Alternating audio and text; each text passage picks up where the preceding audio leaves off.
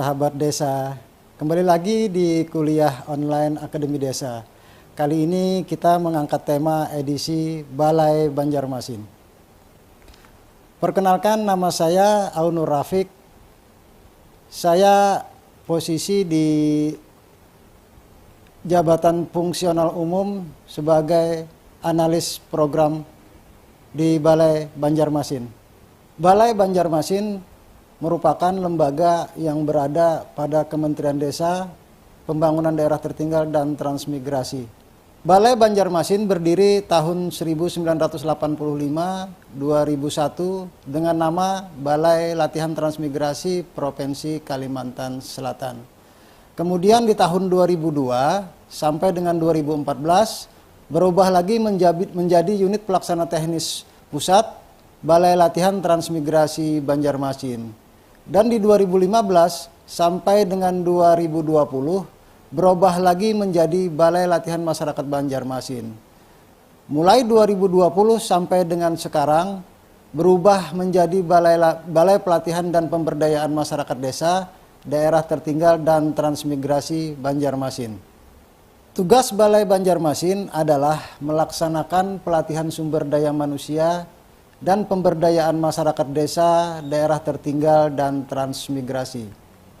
Fungsi Balai Banjarmasin adalah yang pertama, penyusunan rencana program dan anggaran, fasilitasi pelatihan dan fasilitasi pendampingan pemberdayaan masyarakat.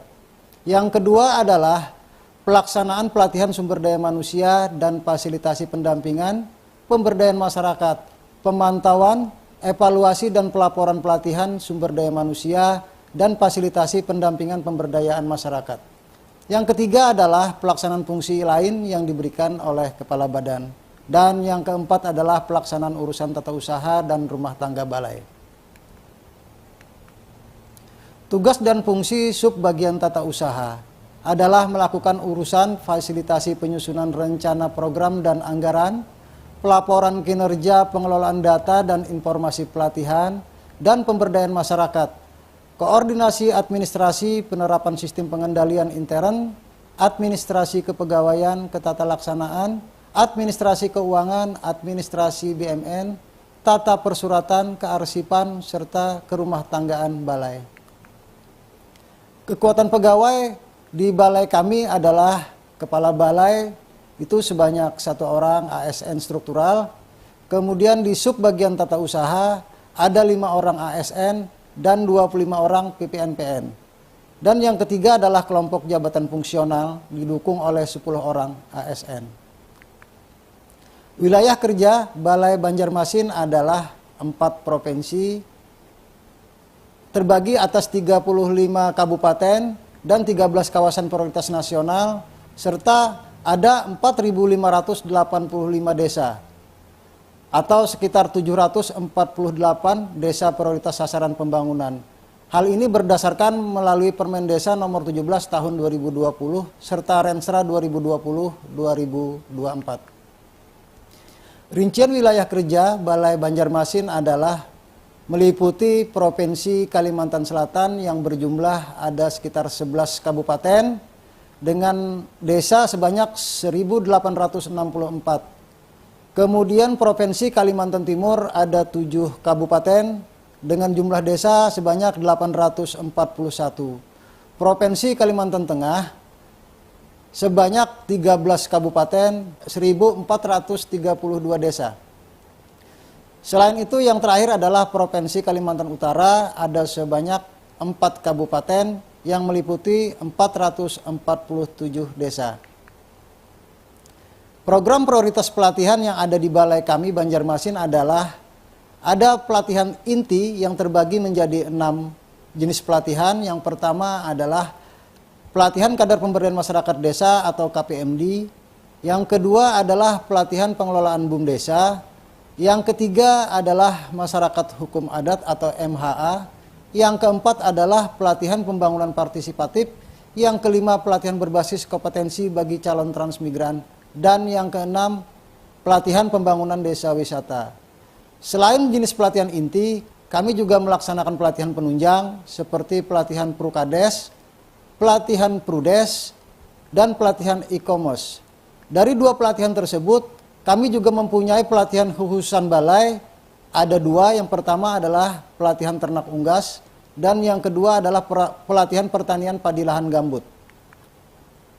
Target sasaran prioritas berdasarkan Renstra Kementerian 2020-2024. Adapun sasaran prioritas pelatihan berdasarkan Renstra, kami mengacu atas Renstra Kementerian yang diterbitkan pada tahun 2020.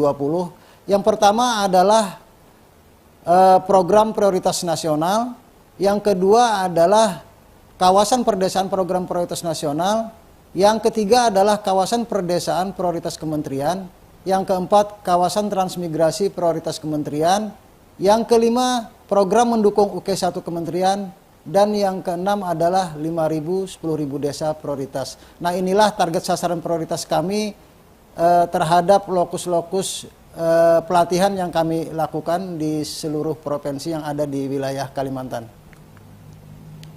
Adapun jumlah desa yang sudah kami latih sejak tahun 2015 sampai 2021 adalah di tahun 2015 itu ada 68 desa, kemudian di 2016 ada 122 desa, 2017 ada 309 desa, 2018 ada 398 desa, 2019 ada 367 desa, 2020 72 desa, dan 2021 353 desa. Sehingga sejak tahun 2015 sampai 2021, desa yang telah dan akan mendapatkan pelatihan sebanyak 1.689 desa. Adapun masyarakat yang telah dilatih itu sejak tahun 2015 sampai 2021 terdapat 923 orang alumni dan calon alumni yang telah mendapatkan pelatihan. Untuk tahun 2022 berjalan ini, kami telah menyelesaikan target pelatihan sebanyak 520 orang peserta dengan jumlah angkatan sebanyak 18 angkatan. Adapun jenis pelatihan adalah pelatihan pengelolaan BUMDesa, kemudian yang kedua adalah pelatihan desa wisata, dan yang ketiga adalah pelatihan calon transmigran.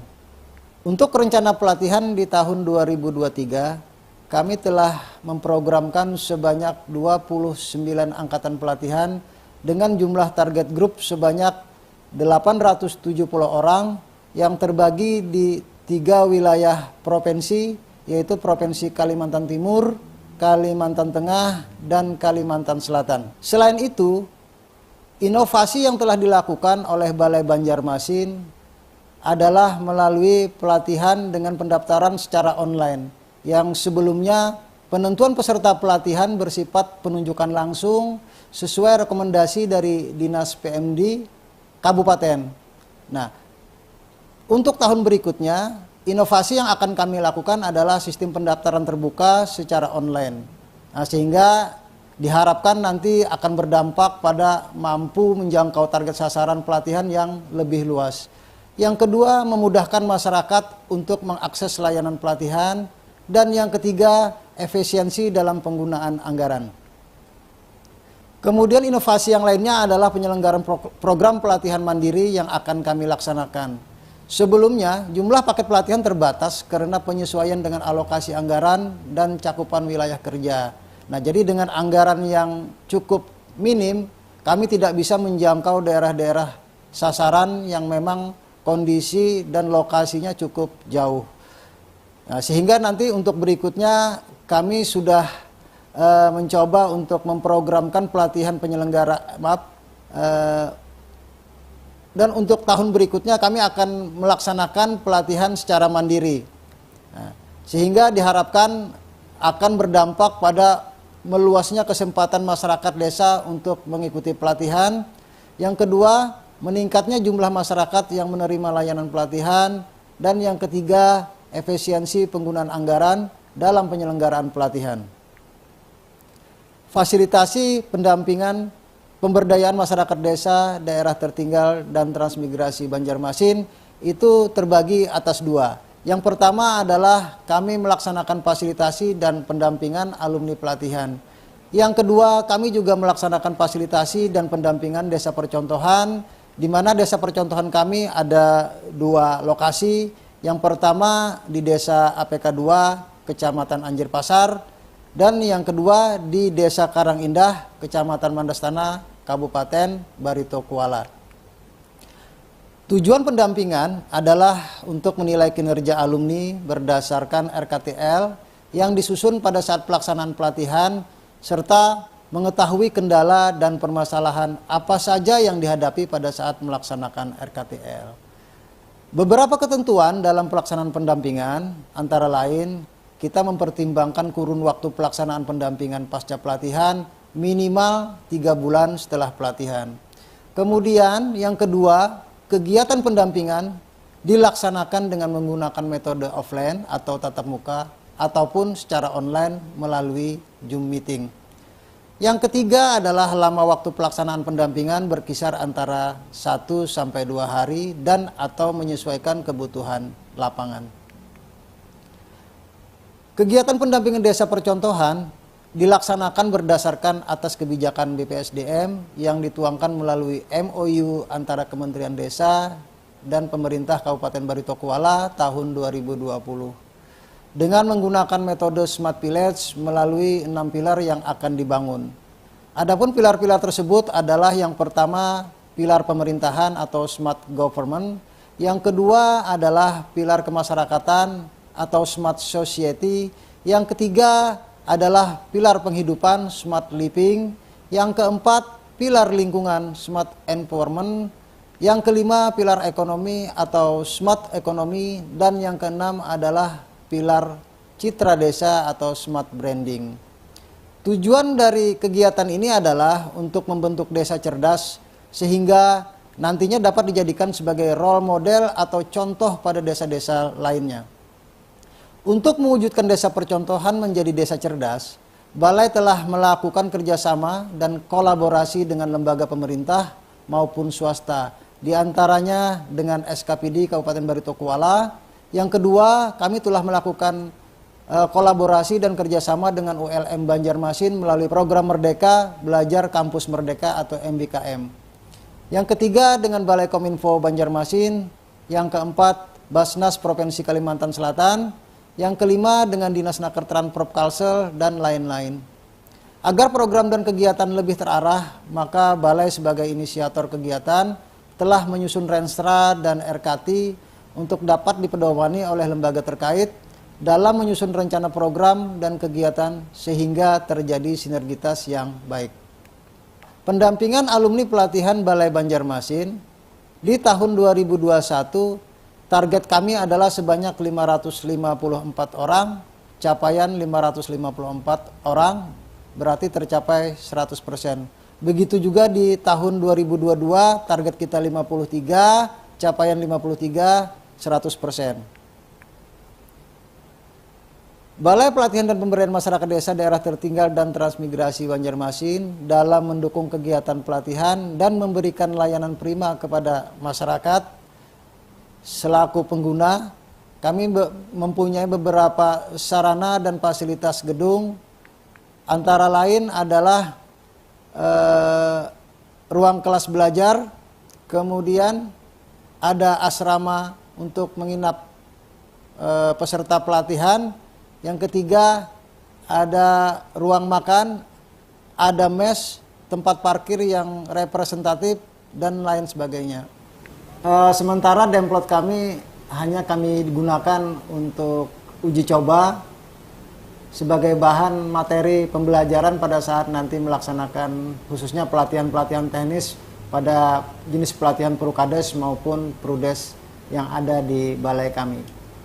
Baik, adapun harapan kami ke depan adalah terkait dengan jumlah personil kami yang sangat terbatas, sehingga nanti mudah-mudahan di tahun-tahun yang akan datang untuk jumlah personil yang ada di balai ini bisa terpenuhi sesuai dengan target harapan yang akan dicapai khususnya dari Kementerian Desa, Pembangunan Daerah Tertinggal, dan Transmigrasi. Yang kedua adalah terkait dengan target sasaran kami yang meliputi 4 provinsi dengan kondisi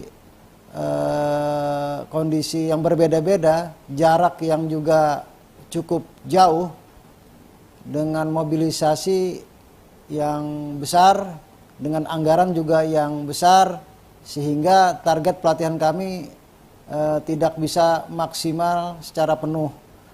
Nah, oleh sebab itu harapan kami nantinya ke depan kiranya untuk anggaran pelatihan sendiri bisa lebih ditingkatkan, sehingga kami bisa mencapai target sesuai dengan apa yang diharapkan oleh Kementerian Desa, Pembangunan Daerah Tertinggal dan Transmigrasi.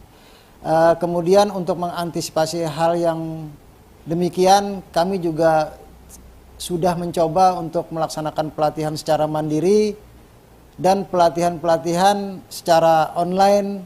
Nah, ini sudah mulai kami lakukan.